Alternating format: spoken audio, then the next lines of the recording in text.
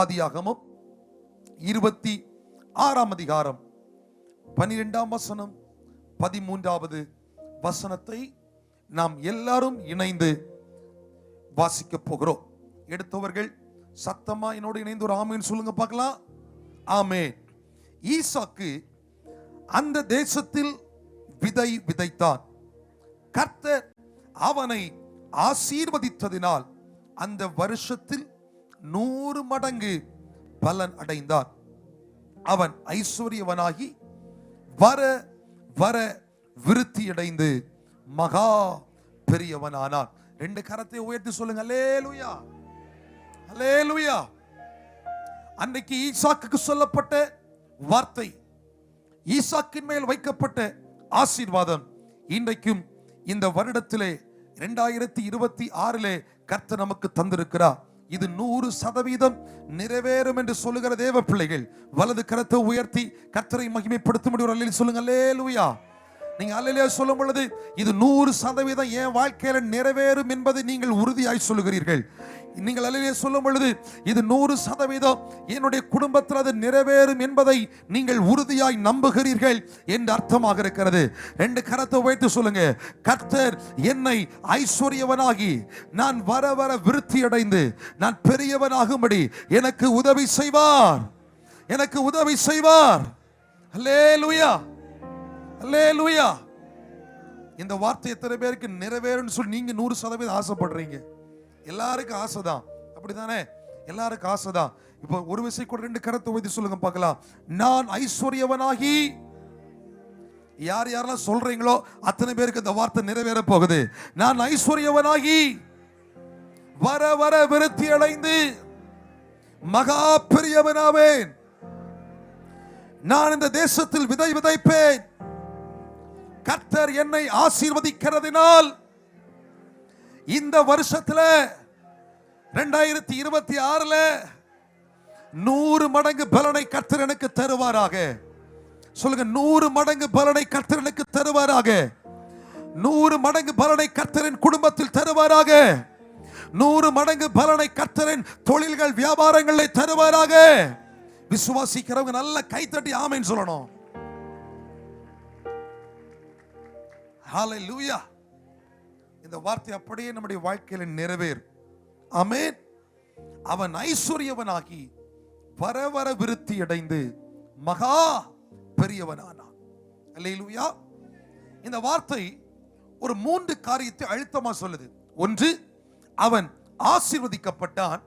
2வது, ஆசீர்வாதத்தில் நிலைத்திருந்தான். 3வது, ஆசீர்வாதத்தில் பெருகினான்.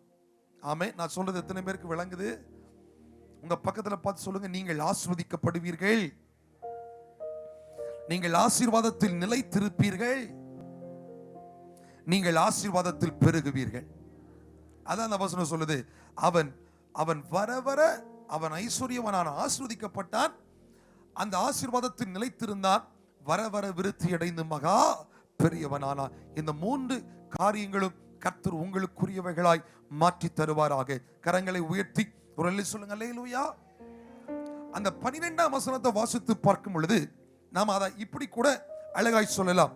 அவன் பஞ்சத்திலும் ஆசீர்வதிக்கப்பட்டான். எப்படி சொல்லுங்க? பஞ்சத்திலும் ஆசீர்வதிக்கப்பட்டான், பற்றாக்குறையிலும் அறுவடை செய்தான். சொல்லுங்க, பற்றாக்குறையிலும் அறுவடை செய்தான், எதிர்ப்பின் மத்தியிலும் அவன் பெருகினான். அல்லேலூயா. இது எத்தனை பேருக்கு சொந்தமாக வேண்டும் நீங்கள் விருப்பப்படுறீங்க? அந்த 12ஆம் வசனம் வாசித்து பார்க்கும் பொழுது நாம் அதை புரிந்து கொள்ள வேண்டும் என்றால் இப்படி சொல்லலாம். அவன் பஞ்சத்திலும் ஆசீர்வதிக்கப்பட்டான், அவன் பற்றாக்குறையிலும் அறுவடை செய்தான், எதிர்ப்பின் நடுவிலும் அவன் பெருகினான். இந்த ஆசீர்வாதம் எத்தனை பேருக்கு தேவை? எத்தனை பேர் அதை வாஞ்சிக்கிறீங்க? 2 கரத்தை உயர்த்தி சொல்லுங்க. அல்லேலூயா. இந்த வார்த்தையை நம்ம மற்றவங்களை வாழ்த்துக்கிறதை போல உங்க பக்கத்தில் இருக்கிறவங்களை பார்த்து 2 பக்கம் திரும்பி சொல்லுங்க பார்க்கலாம். பஞ்ச காலத்தில் நீங்கள் ஆசீர்வதிக்கப்படுவீர்கள்,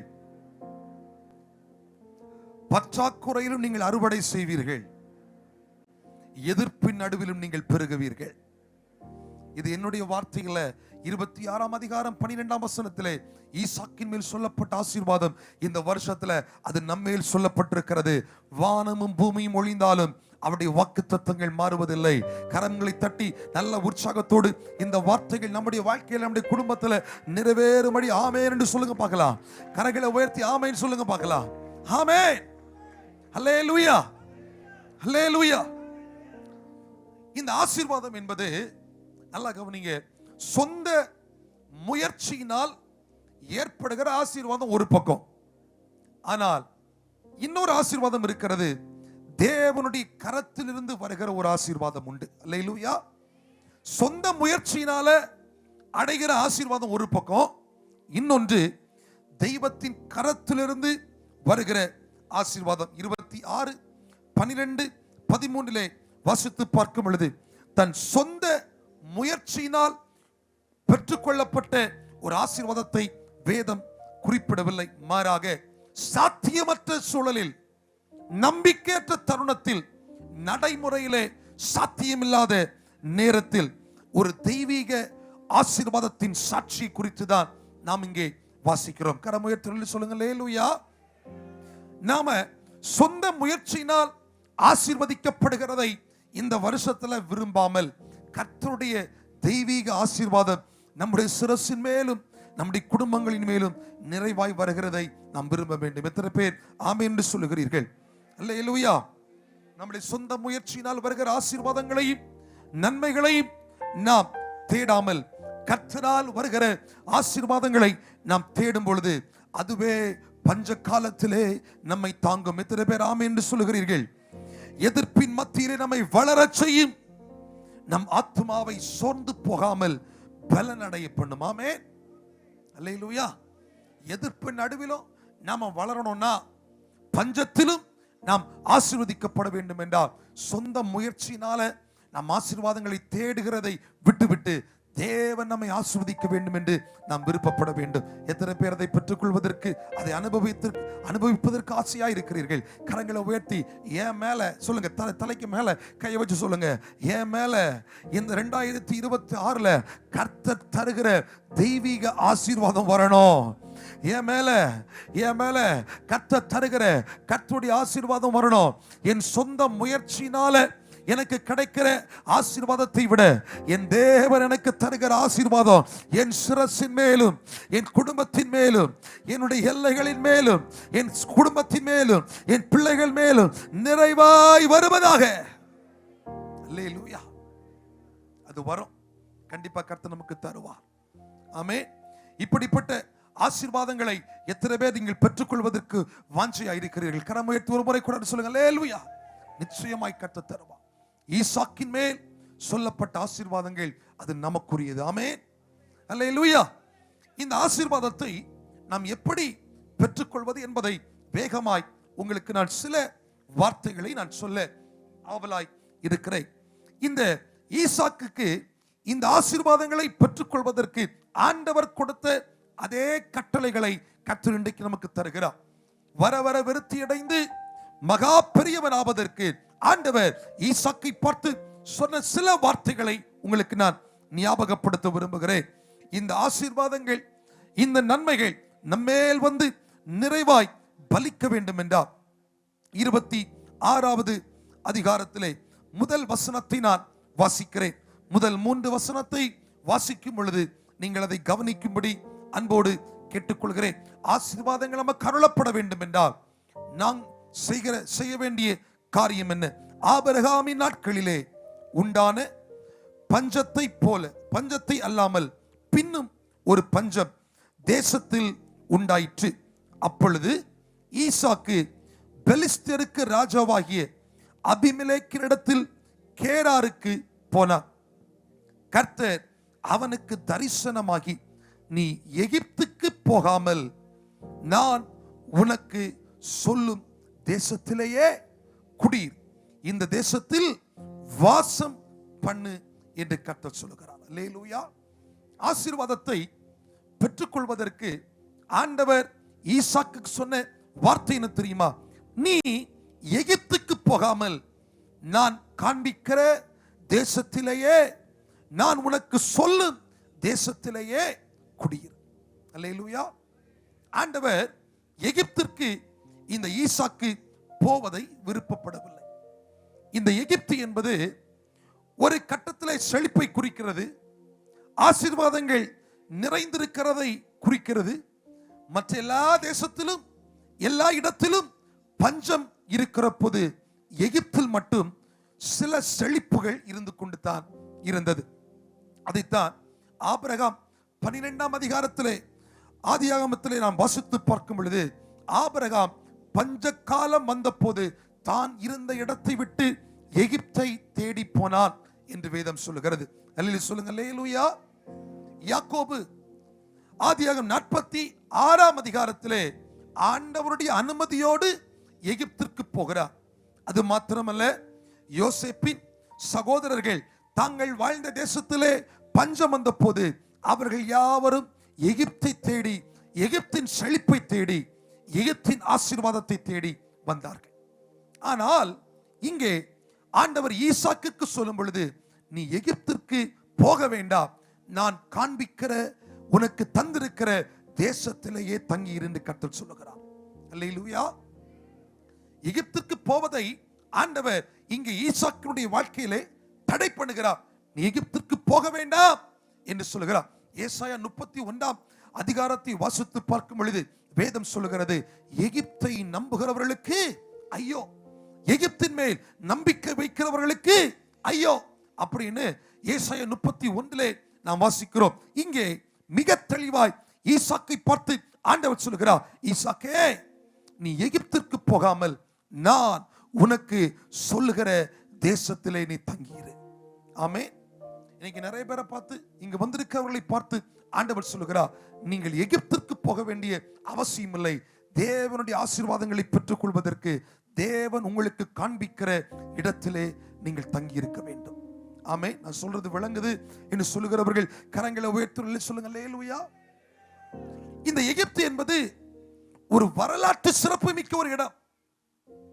எங்கு பஞ்சம் வந்தாலும் இந்த எகிப்துல கண்டிப்பா உணவு இருக்கும் என்கிற ஒரு நம்பிக்கை உள்ள ஒரு இடம். எந்த இடத்துல, எந்த தேசத்துல பஞ்சங்கள் வந்து வறட்சிகள் ஏற்பட்டாலும் இந்த எகிப்திலே உணவு இருக்கும் என்கிற ஒரு வரலாற்று ரீதியான ஒரு நம்பிக்கை இருக்கிறது. எல்லாரும் அந்த எகிப்தை தேடி ஓடுறாங்க, எல்லாரும் வரலாற்று சிறப்பு மிக்க தேசத்தை தேடி ஓடுகிறார்கள். ஆண்டவர் சொல்றாரு, நீ எங்கேயுமே ஓட வேண்டிய அவசியம் இல்லை ஈசாக்கே, நீ இருக்கிற இடத்திலே தங்கியிரு, உன்னை நான் ஆசீர்வதிப்பேன். அல்லேலூயா. இன்னைக்கு நிறைய பேர் சொல்லுவாங்க, ஒரு குறிப்பிட்ட மனிதனை தேடி அந்த மனுஷனை தேடி போனா அவர் வரலாற்று சிறப்பு மிக்க மனிதர், அவர் ஒரு காரியத்தில் இறங்கிட்டார்னா, தலையிட்டார்னா அந்த காரியத்தில் வெற்றி கிடைக்காம இருக்கவே இருக்காது. இந்த வக்கீலை தேடி போயிட்டா அவர் வாதாடுகிற வழக்குகளை வெற்றி வராம இருக்கவே இருக்காது. இந்த ஒரு டாக்டரை பார்த்துட்டா அவர் ஒரு மருத்துவம் செய்து விட்டால் விடுதலை கிடைக்காம இருக்கவே இருக்காது என்று பலர் வரலாற்று மிக்கவர்களை உங்கள் முன் அடையாளப்படுத்தலாம். இன்னைக்கு ஆண்டவர் உங்களை பார்த்து சொல்றாரு, எதுவுமே தேவையில்லை, கர்த்தர் உங்களுக்கு காண்பிக்கிற இடத்திலே நீங்கள் தரித்திருப்பீர்களானால் கர்த்தர் உங்களை பெருக பண்ணுவார். எத்தனை பேர் ஆமென் என்று சொல்லுகிறீர்கள்? ஏதோ உயர்ந்த மனிதர்களை தேடி ஓட வேண்டிய அவசியம் இல்லை. கர்த்தர் சொல்கிறார், நீ இங்கேயே தங்கியிரு. இங்கேயே தங்கியிரு என்கிற ஒரு வார்த்தையில பல அர்த்தங்கள் இருக்கிறது, பல வார்த்தைகள் அதற்குள்ளே மறைக்கப்பட்டிருக்கிறது. நீ எதையுமே செய்யாதன்னு சொல்லல, எதையுமே முயற்சி பண்ணாதன்னு சொல்லல, நீ முயற்சி பண்ணு, ஆனால் உன்னை நம்பிக்கை கர்த்தர் மேல் இருக்கட்டும் என்கிற அந்த வார்த்தையின் அடையாளம் தான் சொல்கிறது, நீ இங்கேயே தங்கியிரு. அல்லேலூயா. ஆண்டவர் எகிப்துக்கு போவதை ஈசாக்குடைய வாழ்க்கையில கர்த்தர் விரும்பவில்லை. ஆண்டவர் எகிப்திற்கு நீ போகாமல் இங்கேயே தங்கி. ஒரு கட்டத்தில் பஞ்சம் தேசம் முழுவதும் பெருகி இருக்கிறது, பற்றாக்குறை, நம்பிக்கையற்ற நிழல், மன அழுத்தங்கள், பயம் ஆகியவற்றை இந்த பஞ்சம் ஏற்படுத்துகிறது. இன்னொரு பக்கம் எகிப்து வாவான்னு கூப்பிடுது, எகிப்து இங்க செழிப்பு இருக்குது, இங்க ஆசீர்வாதம் இருக்குது, நீ வான்னு சொல்லு. ஒரு பக்கம் அந்த இடத்தில் இருக்கிற பயம் மனதை ஆளுகை செய்கிறது, இன்னொரு பக்கம் எகிப்து கூப்பிட்டு இருக்குது. அந்த கர்த்தர் சொல்லுகிறா, நீ எங்கேயுமே போகாத, நான் காண்பிக்கிற உனக்கு சொல்லுகிற இந்த தேசத்திலேயே நீ தங்கி. அப்படியானால் என்மேல் நீ நம்பிக்கையாயிரு, என்னை சார்ந்து வாழ கற்றுக்கொள், என்மேல் விசுவாசமாயிரு, நான் உனக்கு உடன்படிக்கை பண்ணியிருக்கிறேன் என்பதை கர்த்தர் ஈசாக்குக்கு உணர்த்துகிறார். கரங்களை உயர்த்தி சொல்லுங்க அல்லேலூயா, அல்லேலூயா. ஏன் இங்க தங்கி இருக்கணும், எதற்காக இங்க தங்கி இருக்கணும், யாரை கொண்டு கர்த்தர் போஷிப்பார், எவ்வளவு காலம் அந்த பிரச்சனை நீடிக்கும் என்பதையெல்லாம் கர்த்தர் சில நேரத்துல சொல்ல மாட்டார். ஒரே வார்த்தையில் சொல்லுவார், நீங்கயே தங்கி இரு. அல்லேலூயா. உங்க பக்கத்துல பார்த்து சொல்லுங்க, ஆண்டவர் உங்களுக்கு சொல்லுகிற இடத்துல தங்கி இருங்க. ரெண்டு பக்கம் திரும்பி சொல்லுங்க பார்க்கலாம். ஆண்டவர் உங்களுக்கு சொல்லுகிற இடத்துல தங்கி இருங்க. அல்லேலூயா. நல்லா கவனிக்கணும். ஆண்டவர் ஆபிரகாமை பார்த்து நான் காண்பிக்கிற தேசத்திற்கு போ என்று சொன்னார். ஆனால் ஈசாக்கை பார்த்து நான் காண்பிக்கிற இடத்துல தங்கி இரு அப்படின்னு சொல்றார். அல்லேலூயா. போன்னு சொல்றது ஈஸி, எளிது.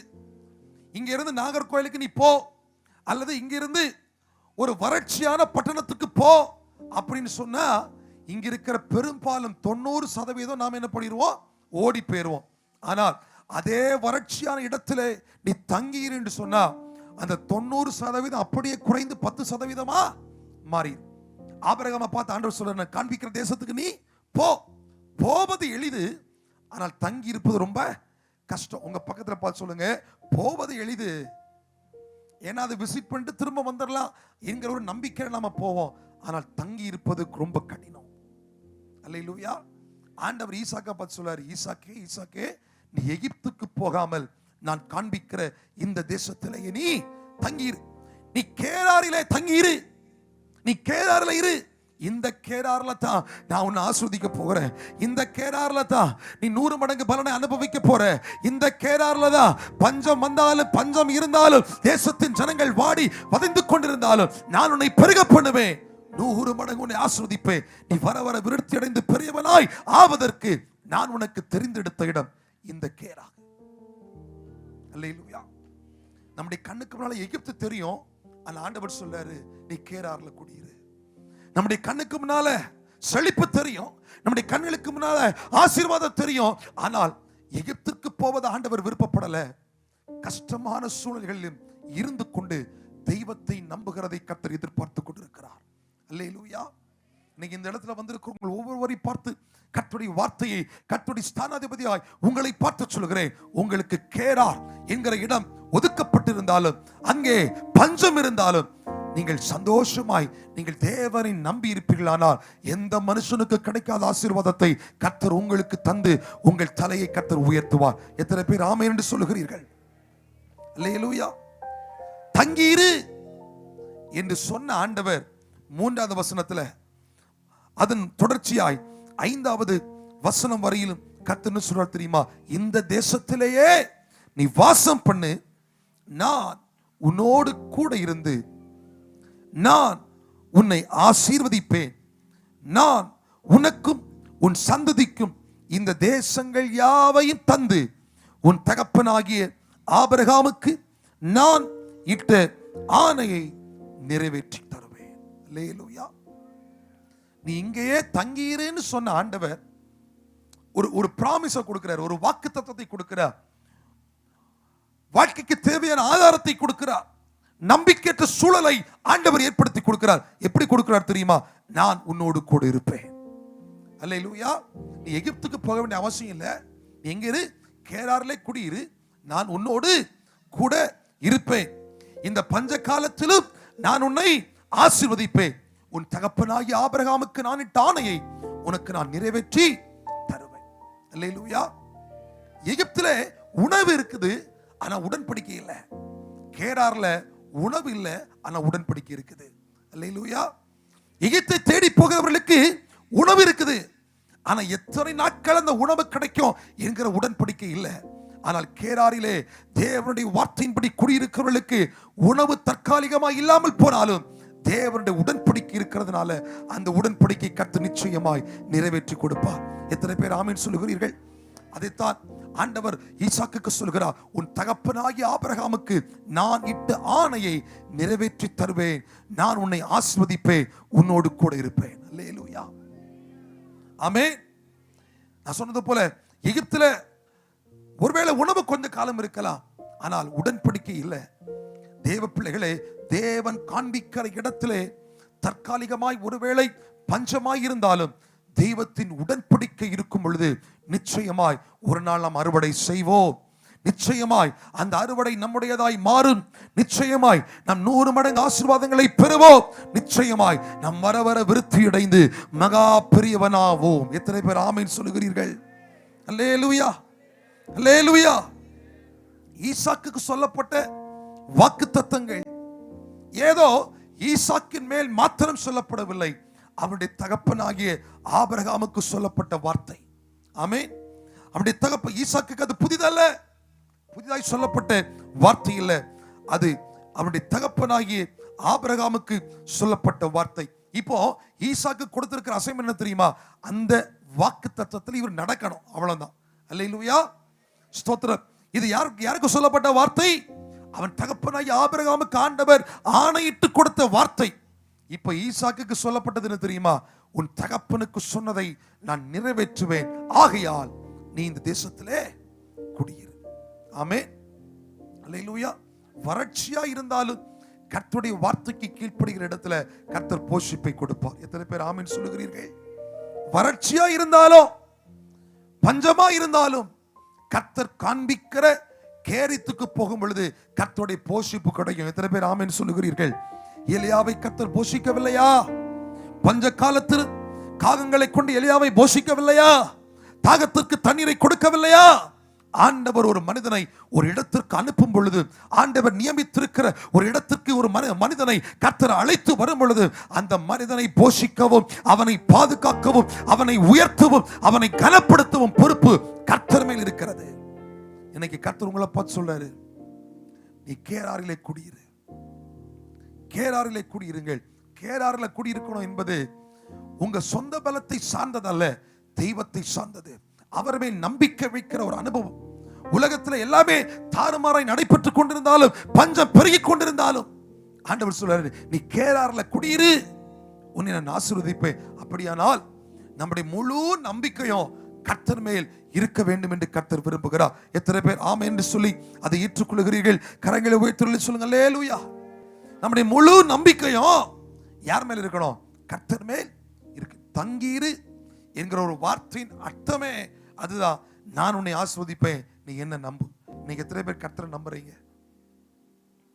நிறைய பேருடைய கை மேல வரவே இல்லையே. எத்தனை பேர் கர்த்தரை நம்புறீங்க? ஈசாக்கு அவன் வர வர விருத்தி அடைந்து மகா பெரியவன் ஆவதற்கு காரணமே அவன் கர்த்தர் காண்பித்த கேராரிலே அவன் தங்கி இருந்தான். அவன் விரும்பின, அவன் எதிர்பார்த்த வரலாற்று சிறப்பு மிக்க ஒரு தேசத்திற்கு அவன் ஓடி போவதற்கு நினைத்தாலும் கர்த்தருடைய வார்த்தை வந்த போது அதை விட்டுவிட்டு, எகிப்துக்கு போவதை விட்டுவிட்டு அவன் கேராரிலே கூடியிருந்த போது பஞ்ச காலம் முழுவதும் கர்த்தர் அவனை ஆசீர்வதித்தார். கரம் உயர்த்தி சொல்லுங்க, அல்லேலூயா, அல்லேலூயா. அவன் தங்கி இருந்தவன் அங்கே முயற்சி செய்யறான். அங்க சும்மா இருக்கல, அமைதலா இருக்கல, ஆண்டவர் போஷிப்பார் அப்படின்னு சொல்லி எதையுமே செய்யாமல் இருக்கவில்லை. எல்லா ஜனங்களும் தங்கள் தானியங்களை, தங்கள் விதைகளை சேமித்து வைத்து தங்கள் உணவுக்காய் வைத்திருந்த பொழுது இந்த ஒரு மனிதன் மாத்திரம் தனி மனிதனாய் வறட்சியான இடத்திலே, புழுதி பறந்து கொண்டிருக்கிற இடத்திலே, மழை பெய்யாத இடத்திலே அவன் விதை விதைத்தான் என்பதை வேதம் சொல்லுகிறது. அல்லேலூயா. இது யார் மேல இருந்த நம்பிக்கை தெரியுமா? கர்த்தர் மேல் இருந்த நம்பிக்கை. எனக்கு சூழ்நிலையை பார்த்து பயம் இல்லை, சூழ்நிலையை பார்த்து நான் பயப்பட வேண்டிய அவசியம் இல்லை. இந்த கால சூழ்நிலை மழை இல்லாமல் நிலம் வறண்டு போய் வெடித்து போய் அவன் புழுதி கிளம்பி கொண்டிருக்கிற இந்த கால சூழ்நிலையை பார்த்து நான் பயப்படவில்லை. என் விதையை நான் விதைக்கிறேன், கர்த்தர் அதற்கு அறுவடை தருவார் என்கிற நம்பிக்கை ஈசாக்குக்குள் இருந்ததினால் மற்ற எல்லா ஜனங்களும் ஒரு முயற்சியுமே செய்யாத போது அவங்க வாழ்க்கையில பயம்.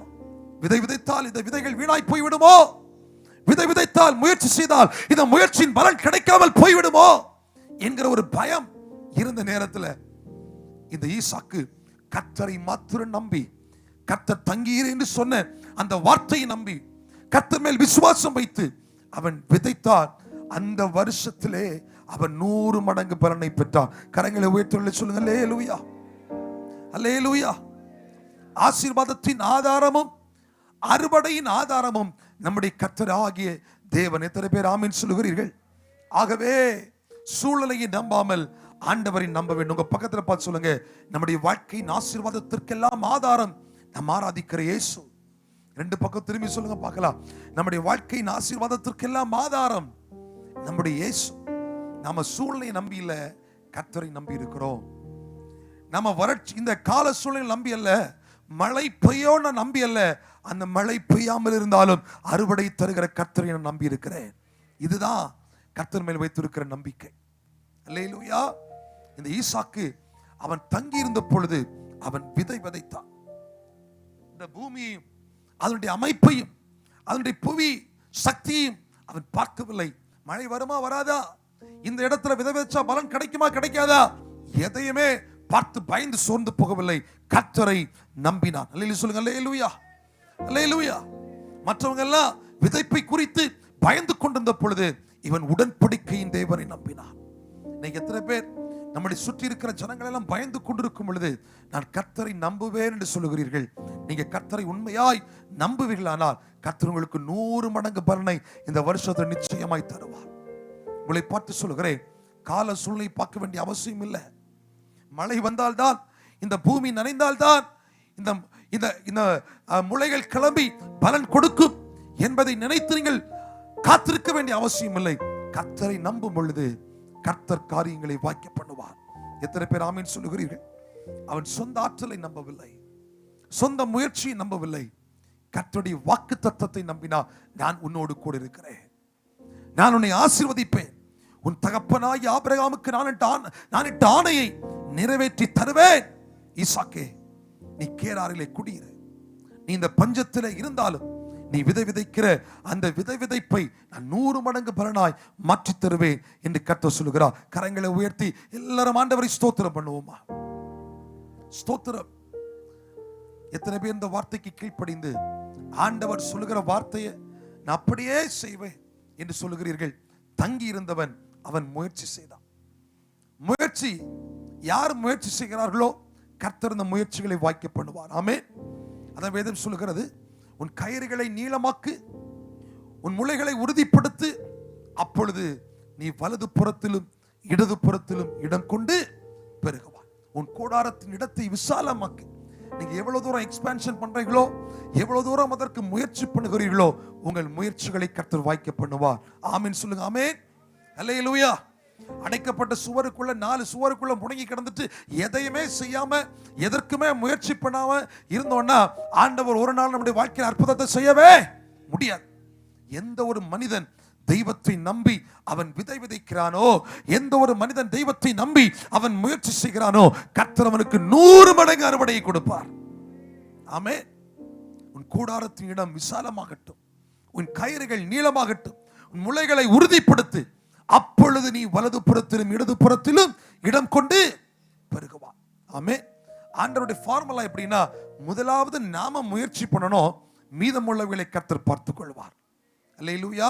உங்க பக்கத்துல பார்த்து சொல்லுங்க, 2026ல உங்க குடும்பத்துக்கு, உங்க தனிப்பட்ட வாழ்க்கைக்கு, உங்க வேலைகளுக்கு, உங்க தொழில் வியாபாரங்களுக்கு, ஆசீர்வாதத்திற்கு, உங்க ஊழியத்துக்கு நீங்க ஒரு அடி எடுத்து வச்சு முயற்சி பண்ணுங்க, கர்த்தர் காரியங்களை வாய்க்க பண்ணுவார்.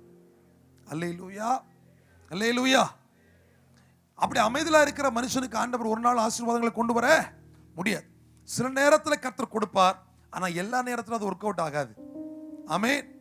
அமைதியா இருக்கிற மனுஷனை சோம்பேறிக்கு கர்த்தர் ஆசீர்வாதங்களை கொடுக்கிறவர் அல்ல. எந்த ஒரு மனுஷன் ஆண்டவரை நம்பி அவன் விதை விதைக்கிறானோ, முதல் முயற்சியை மேற்கொள்கிறானோ, கர்த்தர் அந்த மனிதனுக்கு பரிபூர்ண நன்மைகளை கொடுத்து ஆசீர்வதிப்பார் என்பதில் சந்தேகமே இல்லை. கொஞ்சம் முயற்சி பண்ணி பாருங்களேன். இந்த வருஷத்துல ஆண்டவர் உங்களுக்கு தந்திருக்கிற பலனை பயன்படுத்தி, ஆண்டவர் உங்களுக்கு தந்திருக்கிற தாளந்துகளை பயன்படுத்தி, ஆண்டவர் உங்களுக்கு தந்திருக்கிற கிருபை வரங்களை பயன்படுத்தி, உங்களுக்குள் வைத்திருக்கிற தனித்தன்மையை பயன்படுத்தி ஏதோ ஒரு காரியத்தை கர்த்தரை முன்னிறுத்தி நீங்கள் செய்ய ஆரம்பித்து பாருங்கள். கர்த்தர் அதை 100 மடங்கு ஆசீர்வதித்து உங்களுக்கு பெருக்கத்தை தருவார். இந்த கேராரிலே குடியிருந்த ஈசாக்கு அவன் அப்படியே அமைதலாய் இருக்கவில்லை. அவன் விதை விதைத்தான், விதை விதைத்தான். அவன் குடியிருந்தவன் கர்த்தரை நம்பினான். கர்த்தர் அவனை ஆசீர்வதித்தார். அழைத்த ஆண்டவர், வாக்குத்தத்தத்தை கொடுத்த ஆண்டவர், உன்னை உயர்த்துவேன் என்று சொன்ன ஆண்டவர், முற்பிதாக்களுக்கு ஆணையிட்டு கொடுத்த ஆண்டவர், ஒரு நாளும் தம்முடைய வார்த்தைகளிலே அவர் உண்மையற்றவராய் இருப்பதில்லை. அவர் உண்மை உள்ளவராய் இருந்ததை நிறைவேற்றி கொடுப்பார். அல்லேலூயா. ஆபிரகாமின் ஆசீர்வாதங்கள் நமக்கு சொந்தமானவைகள் அல்லவோ? ஈசாக்குக்கு சொந்தமானவைகளாய் இருந்தது அல்லவோ? நமக்கும் நிச்சயமாய் ஆபிரகாமின் ஆசீர்வாதங்களை கர்த்தர் தருவார். எத்தனை பேர் ஆமென் என்று சொல்லுகிறீர்கள்? கரங்களை உயர்த்தி சொல்லுங்க அல்லேலூயா. அடுத்ததாக உங்களை பார்த்து கர்த்தருடைய வார்த்தை சொல்லுகிறேன். ரெகோபோத்திற்கு ஒரு வழியை ஆயத்தம் பண்ணுங்கள். உங்க பக்கத்துல பார்த்து சொல்லுங்க பார்க்கலாம். Rehoboth, Rehoboth. இந்த வார்த்தை சொல்ல ரெகோபோத், ரெகோபோத், ரெகோபோத், ரெகோபோத். ரெகோபோத்திற்கு வழியை நீங்கள் ஆயத்தம் பண்ணுங்கள். ஆசீர்வாதத்தை பெற்றவன், தேவனால் நன்மையை பெற்றவன், தேவனால் உயர்வை பெற்றவன் இப்போ என்ன பண்றாரு தெரியுமா? ரெகோபோத்திற்கு ஒரு வழியை ஆயத்தப்படுத்துகிறார். அல்லேலூயா. 26ஆம் அதிகாரம் 12ஆம் வசனம் அதன் முதல் 14ஆம் வசனம் வரையிலும் நான் வாசிக்கிறேன். நன்றாய் கவனியுங்கள். 26ஆம் அதிகாரம் 12 முதல் 14 வசனங்கள். ஈசாக்கு தேசத்தில் விதை விதைத்தான். கர்த்தர் அவனை ஆசீர்வதித்ததினால் அந்த வருஷத்தில் 100 மடங்கு பலன் அடைந்தான்.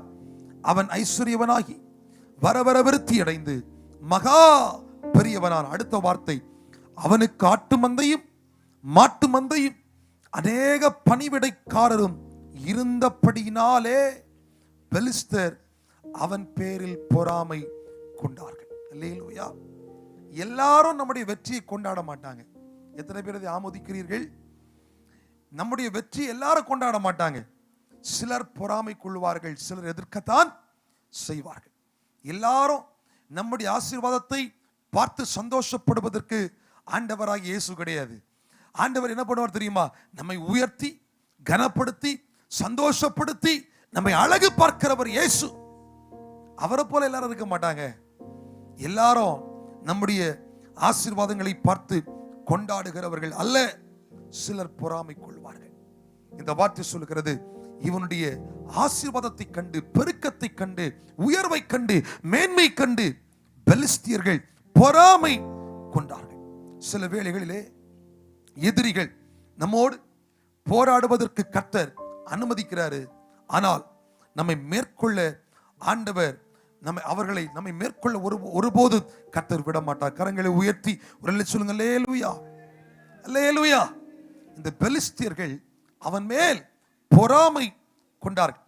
அந்த லீகசினா தன்னுடைய முன்னோர் விட்டு சென்ற அந்த ஏசேக்கு என்கிற துறவை அவன் வெட்டுகிறான். முதலாவது வரும் பொழுது அந்த துறவிலே தண்ணீர் வருகிறது. இந்த கேராரின் மேய்ப்பர்கள் வந்து வாக்குவாதம் பண்ணினதினால் அவ்விடத்தை விட்டு அவன் புறப்பட்டு போனான். சித்தனா என்கிற இன்னொரு துறவை வெட்டுகிறார்.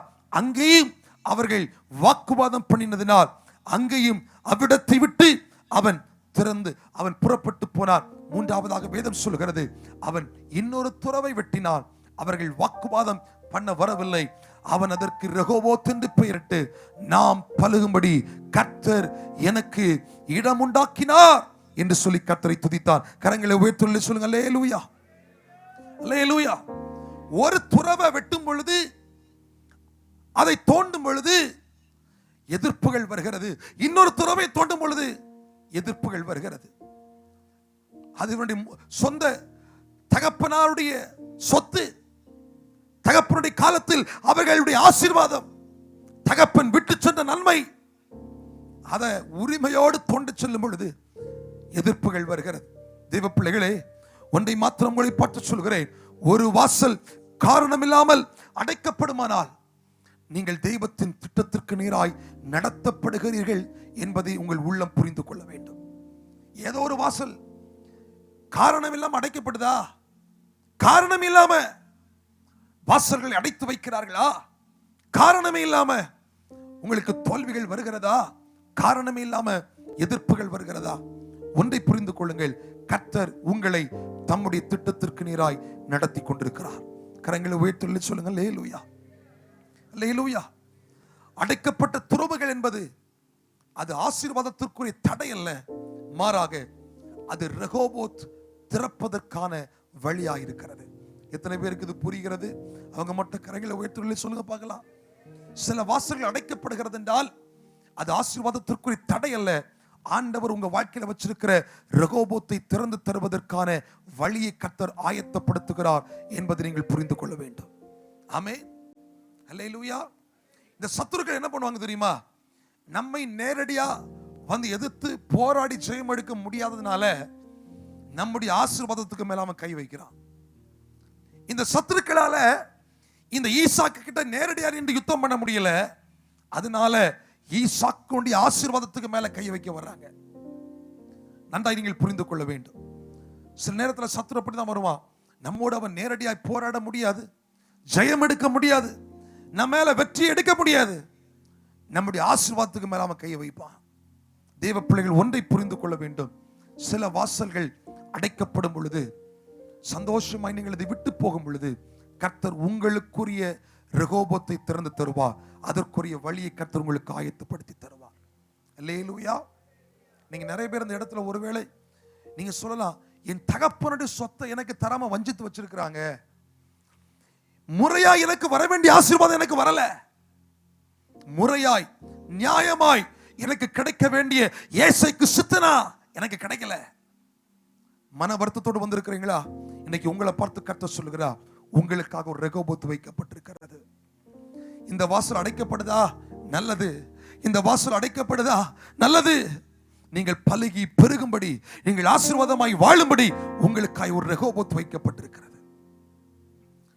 சத்துரு உங்க கூட நேரடியாய் போராடுவதற்கு பதிலாய் உங்க ஆசீர்வாதத்துக்கு மேல கை வைக்கிறான். நல்லா கவனிங்க, புரிஞ்சுக்கொள்ளுங்க. உதாரணமா சொல்றேன், இங்க அழகா ஒரு ஜெனரேட்டர் வச்சிருக்கிறாங்க பாருங்க. இந்த ஜெனரேட்டர் இருக்குது, அது இந்த பவர் ஜெனரேட் ஆகுது, இந்த லைட் எல்லாம் எரியுது, இந்த லைட் எல்லாம் அதனால கிடைக்கிற பலன் எரியுது. இந்த ஜெனரேட்டரை தாக்க முடியலைன்னா சத்துரு என்ன பண்ணுவான் தெரியுமா? இதற்கு போகிற லைன் எல்லாம் கொஞ்சம் கொஞ்சமா கட் பண்ணி விடுவான். அந்த சோர்ஸ அவனால தடுக்க முடியல, சேதப்படுத்த முடியலன்னா அது எங்க போய் பிரதிபலிக்குதோ அங்க போய் அதனுடைய தொடர்பை அவன் துண்டிக்க விரும்புகிறான். இது போலதான் ஈசாக்குடைய ஆசீர்வாதத்தை தடை பண்ண முடியல, ஆனால் அதனுடைய பிரதிபலிப்பை அவன் தடுக்க நினைக்கிறான். தேவ பிள்ளைகளே, உங்களை பார்த்து கர்த்தருடைய வார்த்தையை நான் சொல்லுகிறேன். சில நேரங்களிலே சத்துரு உங்களுக்காய், உங்களுக்கு விரோதமாய் அவன் எழுந்து வந்து உங்களோடு போராட முடியாத நிலைமையிலே அவன் தள்ளப்படுகிற பொழுது அவன் உங்க ஆசீர்வாதத்துக்கு மேல கை வைக்கிறான். கர்த்தர் சொல்கிறான், அந்த வாசல் அடைக்கப்பட்டாலும் உனக்காய் நான் ஒரு ரெகோபோத்தை திறந்து வைக்கிறேன். ஆமென், அல்லேலூயா. எல்லா யுத்தங்களிலும் ஜெயம் எடுக்க வேண்டும் என்கிற ஒரு அவசியம் இல்லை. உங்க பக்கத்துல பார்த்து சொல்லுங்க பார்க்கலாம், எல்லா யுத்தத்திலும் ஜெயம் எடுக்க வேண்டிய அவசியம் இல்ல. ரெண்டு பக்கம் திரும்பி சொல்லுங்க, தூங்கிட்டு இருக்கிறவங்க எல்லாம் சொல்லுங்க பார்க்கலாம், எல்லா யுத்தத்திலையும் ஜெயம் எடுக்க வேண்டிய அவசியம் இல்ல. இல்ல, அப்படிதானே?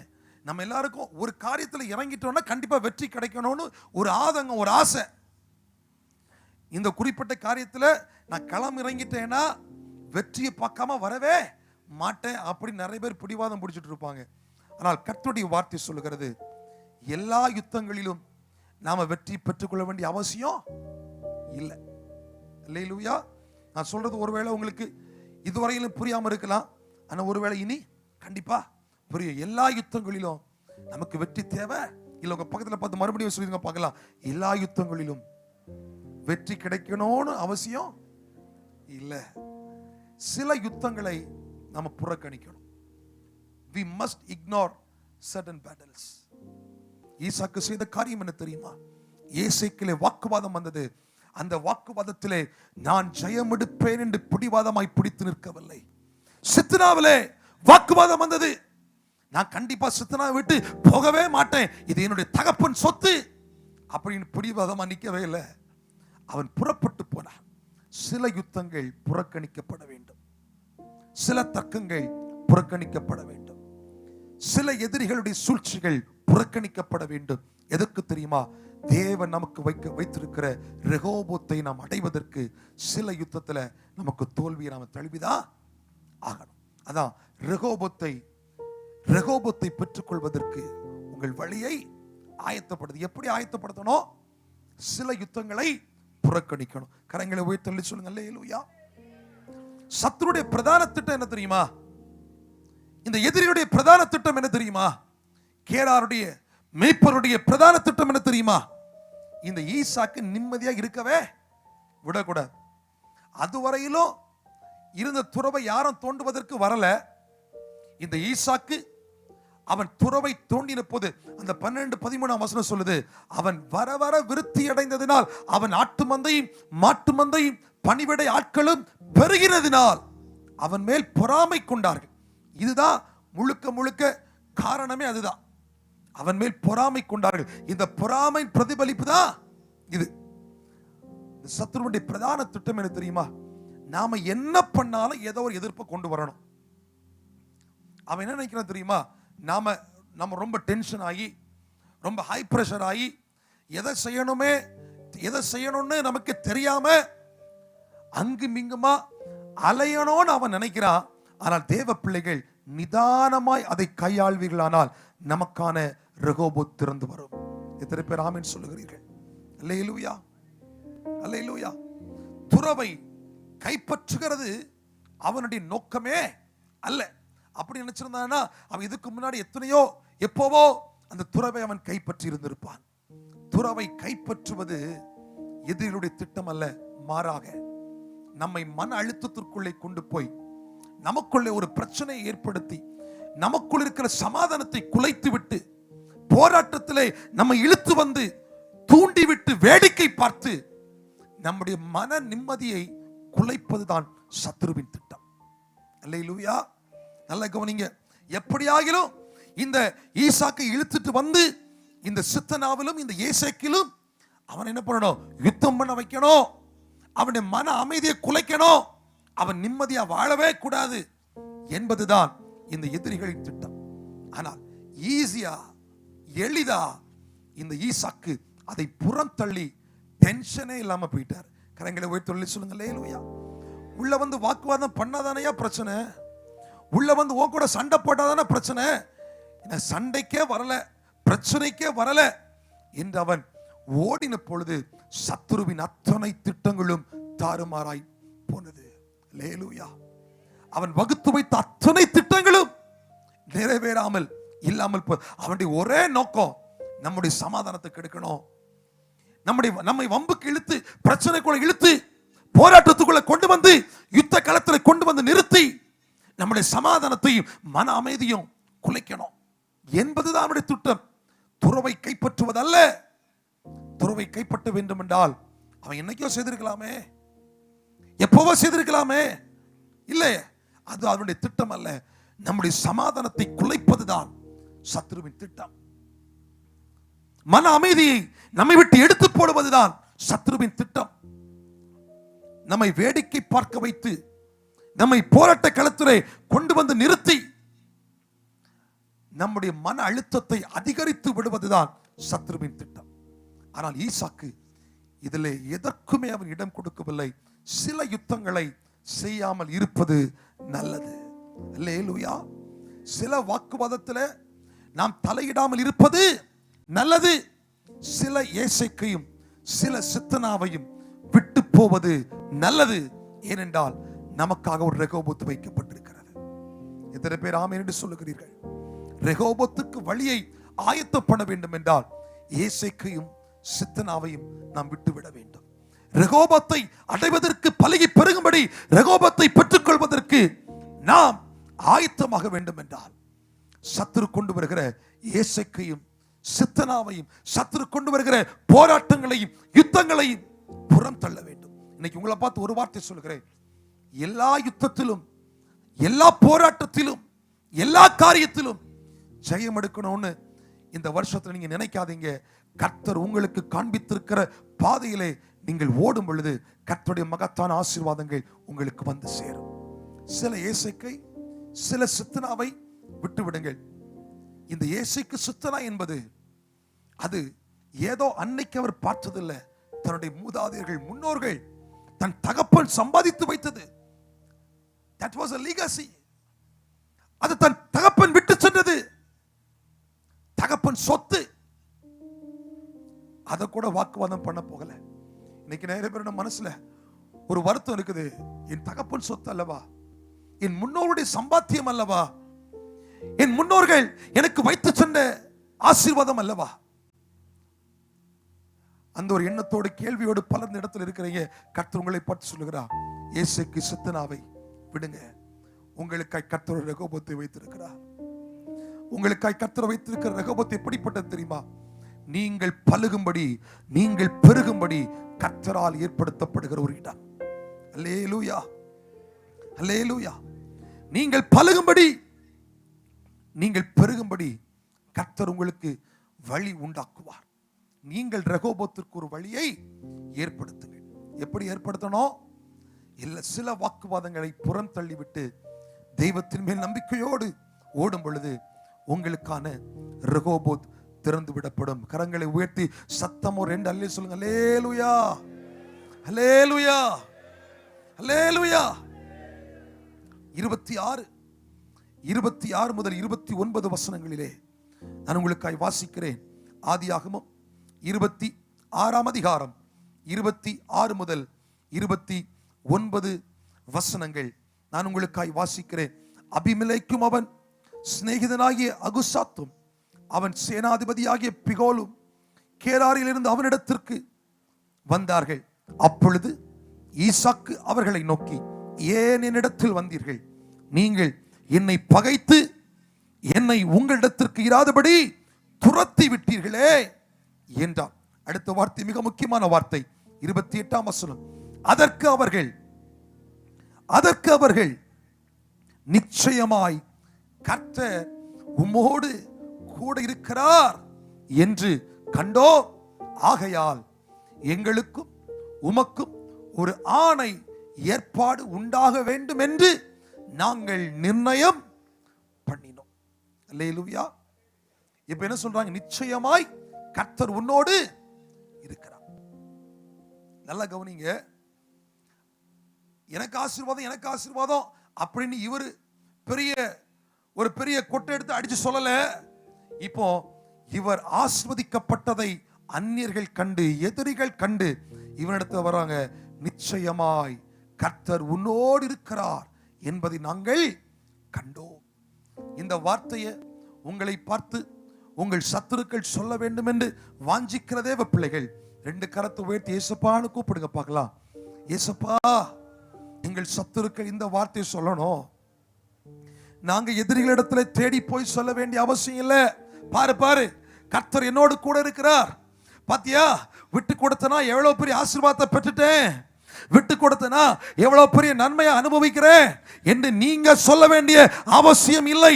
உங்கள் சத்துருக்கள் உங்களை தேடி வருகிற நாட்கள் வருகிறது. ஹல்லேலூயா. என்ன சொல்லுவாங்க தெரியுமா? நிச்சயமாய் கர்த்தர் உன்னோடு இருக்கிறார் என்பதை நாங்கள் கண்டோம். அல்லேலூயா. நம்முடைய ஆசீர்வாதங்கள் எதிரிகளை, சத்துருக்களை நம் பக்கமாய் கொண்டு வரும். நம்மோடு கர்த்தர் இருக்கிறார் என்பதை அவர்களுக்கு உணர்த்தி கொடுக்கும். ஆமென். அல்லேலூயா. யோசேப்பு தன்னை யார் என்று சொல்லவில்லை. மாறாக ஒரு நாள் உயர்வு வந்த போது எல்லாரும் யோசேப்பை தேடி வருகிறார்கள். யோசேப்பு தான் யார் என்று யாருக்கும் அவன் விளக்கம் அளிக்கவில்லை. மாறாக ஒரு நாள் வந்தது, கர்த்தர் கொடுத்த உயர்வு வந்தது, கர்த்தர் கொடுத்த மேன்மை வந்தது. அப்போ ஜனங்கள், எதிரிகள் தன்னை படுகுழியில தூக்கி போட்டவன் கூட தன் பட்சமாய் வந்து நிற்கிற நாளை கர்த்தர் ஏற்படுத்தி கொடுத்தார். அல்லேலூயா. நீங்க சொல்ல வேண்டிய அவசியம் இல்லை. உங்களோடு கர்த்தர் இருக்கிறதை உங்கள் சத்துருக்கள் அடையாளம் கண்டு சொல்லுவார்கள். நிச்சயமாய் உன்னோடு கர்த்தர் இருக்கிறார். அல்லேலூயா. இந்த ஈசாக்கு யாரையும் அழைத்து சொல்லவில்லை. இது போல ஸ்பீக்கர்ஸ் எல்லாம் வச்சு பார் என் ஆசீர்வாதத்தை பாத்தியா, எனக்கு எவ்வளவு நன்மை வந்துச்சு பாத்தியா அப்படின்னு சொல்லவே இல்லை. இவனை தேடி சத்துருக்கள் வந்து சொல்லுகிறார்கள், நிச்சயமாய் உன்னோடு கர்த்தர் இருக்கிறார் என்பதை நாங்கள் கண்டு கொண்டோம். ஆண்டவர் நம்மை ஆஸ்வதிக்கும் பொழுது நாம் எதையுமே சொல்ல வேண்டிய அவசியம் இல்லை, எதையுமே காண்பிக்க வேண்டிய அவசியம் இல்லை. மாறாக வெளியரங்கமாய் கர்த்தர் பலனை தருவார். எத்தனை பேர் ஆமீன் சொல்லுகிறீர்கள்? ஆண்டவர் கொடுக்கிற பலன் எப்படி இருக்கு தெரியுமா? அது வெளியரங்கமா இருக்கும். வெளியரங்கமா இருக்கும். அது வெளியரங்கமா இருக்கு. ஏதோ 4 சுவருக்குள்ள, அடைக்கப்பட்ட சுவருக்குள்ள கர்த்தர் நமக்கு கிரீடத்தை தந்து, கர்த்தர் நமக்கு ஆசீர்வாதத்தை தந்து, நீ ரொம்ப கஷ்டப்பட்டுட்ட, அதனால இந்த ஆசீர்வாதத்தை வைத்துக் கொள்ள கர்த்தர் சொல்லுகிறதே இல்லை. அவர் அப்படிப்பட்ட ஆண்டவரும் அல்ல. நமக்கு தருகிற ஆசீர்வாதத்தை கர்த்தர் எப்படி தருவார் தெரியுமா? அவர் வெளியரங்கமாய் தருவார். உங்க பக்கத்துல பார்த்து சொல்லுங்க பார்க்கலாம், கர்த்தருடைய ஆசீர்வாதம் உங்கள் மேல் வெளியரங்கமாய் வரும். வெளியரங்கமாய் வரும். வெளியரங்கமாய் வரும். அப்படியானால் ஊரே பார்க்குது, ஜனங்களே பார்க்கிறாங்க, ஜாதிகள் பார்க்கிறாங்க. தோட்டம் இருக்குது, துறவு இருக்குது, ஒட்டகங்கள் இருக்குது, ஆடு மாடுகள் மந்தை இருக்குது. நம்முடைய வாக்குத்தத்த வசனத்துல அழகா அதில் காட்டியிருக்காங்க பாருங்களேன். ஆடு மாடுகள், மந்தைகள், துறவு, தோட்டம், வயல்வெளிகள், கோதுமைகள், அவைகள் வளர்ந்து பெருகி இருக்கிறது. இதெல்லாம் பார்க்கிறாங்க. இதெல்லாம் பார்த்து சொல்றாங்க, இதெல்லாம் சாதாரணமான ஒரு மனுஷனால பெற்றுக்கொள்ள முடியாது. உன்னோடு கர்த்தர் இருக்கிறார் என்பதை நாங்கள் கண்டு கொண்டோம். இது போல 2026 அநேக சத்துருக்கள் உங்கள் பட்சமாய் வருவார்கள் என்று கர்த்தருடைய ஆவியானவர் இந்த முதலாவது நாளிலே உங்களை பார்த்து வாக்குத்தத்தமாய் தீர்க்க தரிசனமாய் சொல்லுகிறார். இந்த இடத்துல வந்திருக்கிற உங்களை பார்த்து, நேரலையில் இணைந்திருக்கிற தேவ பிள்ளைகளை பார்த்து கர்த்தர் தீர்க்க தரிசனமாய் சொல்லுகிறார். உங்கள் சத்துருக்கள் உங்கள் ஆசீர்வாதங்களை பார்த்து அவங்க சொல்லுவாங்க, உன்னோடு கர்த்தர் கூட இருக்கிறார். அல்லேலூயா. உன்னோடு கர்த்தர் கூட இருக்கிறார். உங்களோடு கர்த்தர் கூட இருக்கிறார். தாவீது கோலியாத்தை வீழ்த்தி ஜெயமெடுத்து வரும் பொழுது ஆண்டவர் வெற்றி எப்படி கொடுத்த தெரியுமா? 1000 ஜனங்கள் கூடியிருக்கிற மத்தியிலே கர்த்தர் தாவீதுக்கு வெற்றி கொடுத்தார். ஆனால் தாவீதுடைய ஜெபம் எப்படி இருந்தது?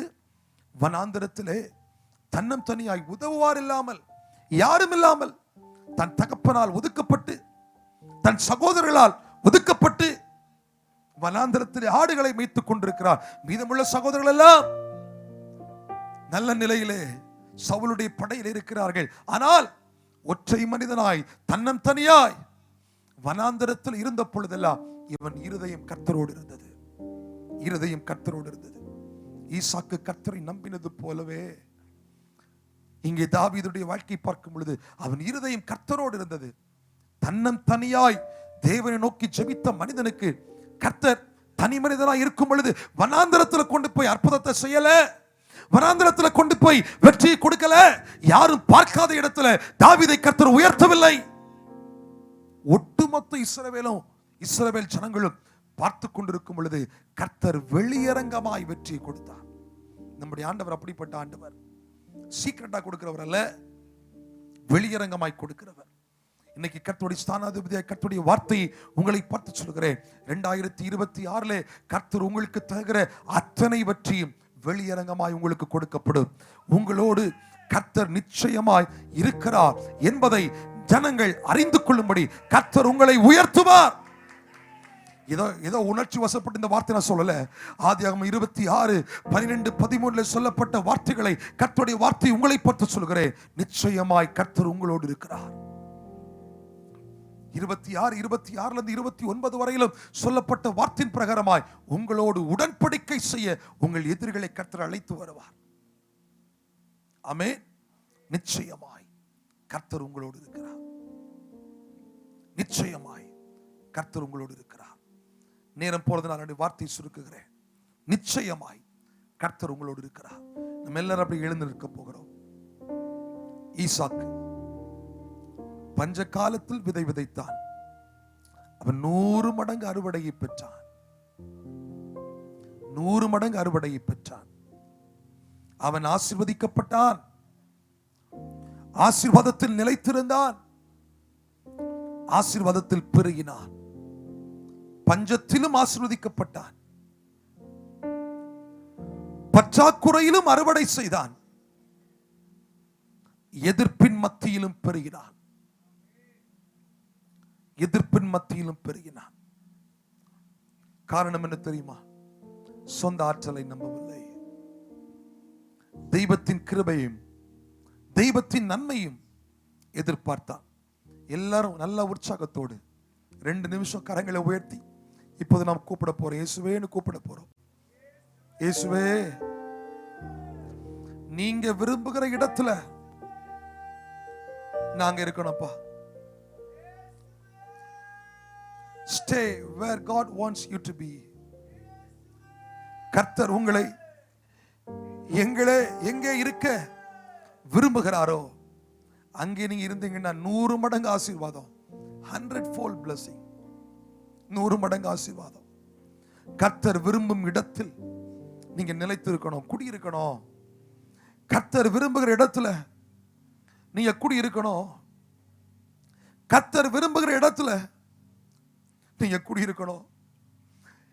எகிப்திற்கு ஓடாதே, நீ கேராரிலே குடியிரு. எகிப்துக்கு ஓடாதே, கர்த்தர் விரும்புகிற இடத்துல குடியிருங்க. எகிப்து வரலாற்று சிறப்பு மிக்க இடமா இருக்கலாம். தேடி போனவங்களுக்கு செழிப்பை கொடுத்துச்சு, பஞ்சத்துல உணவை கொடுத்துச்சு, சரிதான். ஆனா கர்த்தர் போல் சொல்றாரு, நீ கேராரிலே இரு.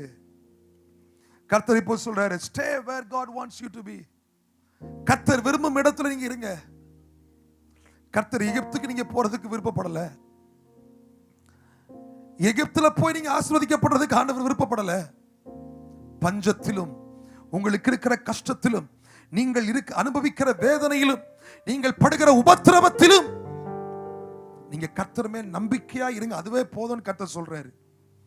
நீங்க வேற யாரையும் தேடி போக வேண்டிய அவசியம் இல்லை. உயர்ந்த மனிதர்களையோ, செல்வாக்கு மிக்கவர்களையோ, பணபலம் படைத்தவர்களையோ, வரலாற்று சிறப்பு மிக்கவர்களையோ, நல்ல மருத்துவர்களையோ, நல்ல வழக்கு நீதிபதிகளையோ தேடி போக வேண்டிய அவசியம் இல்லை. நீங்க இருக்கிற இடத்துல தெய்வத்தை நம்புங்க.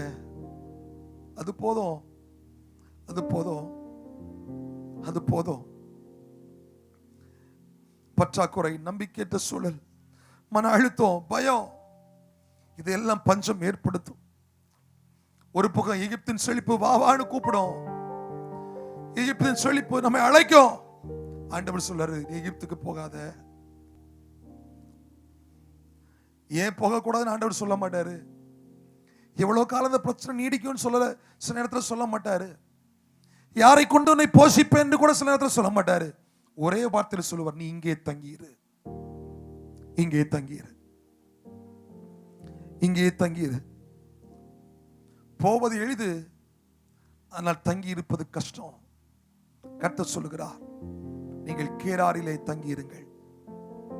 இன்னைக்கு ஆண்டவர் உங்களை பார்த்து சொல்றாரு, வாக்குத்தத்தங்கள் உங்களுக்கு சொல்லப்பட்டிருக்கிறது. இது புதிதல்ல. ஏற்கனவே உங்களுக்கு சொல்லப்பட்ட வாக்குத்தத்தங்களை ஆண்டவர் நிறைவேற்றுகிறதற்கு உங்களை பார்த்து சொல்றாரு, நீ கேராரிலே தங்கியிரு. உன் முற்பிதாக்களுக்கு ஆபிரகாமுக்கு நான் ஆணையிட்டு கொடுத்தேன், அதை நான் நிறைவேற்றுவேன். அதற்காக அந்த அலைன்மென்ட்ல நீ ஓடு, அந்த பாதையில ஓடு. அந்த ஆண்டவர் சொல்றாரு. இன்னைக்கு தெய்வ பிள்ளைகளே, எத்தனை பேர் உங்களை ஒப்பு கொடுக்குறீங்க? எத்தனை பேர் அர்ப்பணிக்கிறீங்க? எத்தனை பேர் கேரார்ல பஞ்சம் இருந்தாலும், இப்போ என் வாழ்க்கையில கஷ்டம் இருந்தாலும், வேதனைகள் இருந்தாலும், நெருக்கங்கள் இருந்தாலும், நான் எகிப்தை தேடி ஓட மாட்டேன், என் கர்த்தரை நம்புவேன் என்று தீர்மானம் எடுக்கிற தேவ பிள்ளைகளுக்கு கர்த்தர் ரெகோபோத்தின் ஆசீர்வாதங்களை கொடுக்கிறார். ரெகோபோத்தின் வழிகளை கர்த்தர் கொடுக்கிறார். தங்கியிருந்து அவன் விதை விதைத்த போது 100 மடங்கு அறுவடை கொடுத்தார். அதே ஈசாக்கு ரெகோபோத்திற்கு வழியை ஏற்படுத்தினார். தேவ பிள்ளையே, உங்களுக்கு வருகிற பிரச்சனைக்கு எல்லாம் இங்க தீர்வு கண்டு ஜெயம் எடுக்கணும்னு நினைக்காதீங்க. சில பிரச்சனைகளை புறம் தள்ளுங்கள், சில பிரச்சனைகளை புறக்கணியுங்கள், சில இடத்திற்கு போவதை தவறுங்கள். ஆண்டவர் உங்களுக்கு வெற்றி தரும்படி, உங்களை வெற்றியின் பாதையில் நடத்தும்படி உங்களுக்காக ரெகோபோத்தை கத்து திறப்பார். 2 கரத்தை உயர்த்தி ஒரு விஷயம் இயேசுவேன்னு கூப்பிடுறீங்களா? இந்த வார்த்தை சொல்லுங்க, ரெகோபோத். சொல்லுங்க, Rehoboth. Make a way for Rehoboth. ரெகோபோத்திற்கு வழி ஆயத்தம் பண்ணுங்கள். ரெகோபோத்திற்கு வழி ஆயத்தம் பண்ணுங்கள். ரெகோபோத்திற்கு வழி ஆயத்தம் பண்ணுங்க. எப்படி ஆயத்தம் படுத்துறது? எல்லா யுத்தத்திலும் ஜெயம் எடுக்கும்னு நினைக்க வேண்டாம். எல்லா இயேசுக்கும் எல்லா சித்தனாவும் எனக்கு வேணும்னு நினைக்க வேண்டாம். சத்ருவுக்கு அதை எடுக்கிறது அல்ல நோக்கம், நம்மை துன்பப்படுத்துவதா அவருடைய நோக்கம். இயேசுக்கும் சித்தனாவையும் எடுப்பது அல்ல அவருடைய நோக்கம். அதை காண்பித்து நம்மை மன அழுத்தத்துக்குள்ள, போராட்டத்துக்குள்ள, நம்முடைய நிம்மதியை இழக்கப்படி, சமாதானத்தை இழக்கப்படணும் என்பது அவருடைய திட்டம். நீங்க அதை ஈஸியா தள்ளிட்டு, புறம் தள்ளிவிட்டு போகும் பொழுது சத்ரு வெட்கப்படுவான். அவன் நினைப்பா, இனிமேல் எத்தனைதான் இவங்கிட்ட போராடினாலும் இவன் பிரச்சனைக்கே வரமாட்டான், இவன் பிரச்சனைக்கு வரமாட்டான். இனிமேல் எத்தனைதான் போராடினாலும் இவன் பிரச்சனைக்கு வரமாட்டான் அப்படின்னு சொல்லி ரெகோபத்துல வாக்குவாதத்துக்கு வரவே மாட்டான். ஏசேக்கிலும் சித்தனாவிலும் வாக்குவாதத்திற்கு வந்தவன், நீங்கள் அதை புறம் தள்ளிவிட்டு போனதினால் அவன் நினைச்சிட்டான், இனிமே இவன் கிட்ட போராடி ஒரு பிரயோஜனம் இல்லை, இனிமேல் ரகோபத்துல போனாலும் அவனை விட்டுட்டு போவான், அவனை கர்த்தர் வேறு இடத்துல ஆசீர்வதிப்பா என்கிற எண்ணம் அவனுக்குள்ளே வந்துடும், சத்ருவுக்குள்ள வந்துடும். இன்னைக்கு எத்தனை பேர் உண்மையா ரெகோபத்திற்கு வழியை ஆயத்த பண்ணுகிறீர்கள்? கரங்களை உயர்த்தி ஒரு நிமிஷம் மட்டும் இயேசுவேன்னு கூப்பிடுங்க பார்க்கலாம். அந்த வார்த்தையை சுருக்குகிறேன். ஆவியானவர் சபைக்கு சொன்னதை காது உள்ளவன் உங்களுடைய குடும்பத்தில் ஒரு ரெகோபோத் ஊரும். அல்லேலூயா. 2 இடத்திலே நெருக்கங்கள், அவைகளை விட்டு சென்ற பொழுது 3வது இடத்தில் பயங்கரமான ரெகோபோத் ஆசீர்வாதத்தை கர்த்தர் கொடுத்தார். இந்த வருஷம் நீங்கள் வர வர விருத்தி அடைந்து, அதாவது பஞ்ச காலம், மிகுந்த பஞ்சம், மழை இல்லை, அறுவடை இல்லை, எதுவுமே இல்லை. அந்த பஞ்ச காலத்தில் அந்த ஒரு விதையை விதைத்தான். அந்த விதை 100 தனையான பலனை கற்றுக் கொடுத்தது. அல்லேலூயா. இந்த சாரிபாத்து விதவியினுடைய வீடு ஒரு விதை விதைத்தாள். அந்த பஞ்ச காலத்தில் அந்த வீட்டில் எண்ணெயும் குறையில்லை, மாவும் குறையில்லை. தேசமே அழிஞ்சிட்டு இருந்தது. அந்த தேவனுடைய மனுஷனுக்கு ஒரு விதை விதைத்தார். அங்கு பெரிய மேன்மை கிடைத்தது. உங்களுடைய குடும்பம் இந்த வருஷம் செழிக்கும். உங்களுடைய குடும்பம் ஆசீர்வதிக்கப்படும். உங்களுடைய குடும்பத்தின் மத்தியிலே கர்த்தர் உங்களை மேன்மைப்படுத்துவா. கர்த்தருடைய நாமத்திற்கு மகிமை உண்டாகட்டும். நம்ம எல்லாரும் கரங்களை உயர்த்தி ஆண்டவரை ஸ்தோத்திரிப்போமா? Praise the Lord. எல்லாரும் கரங்களை உயர்த்தி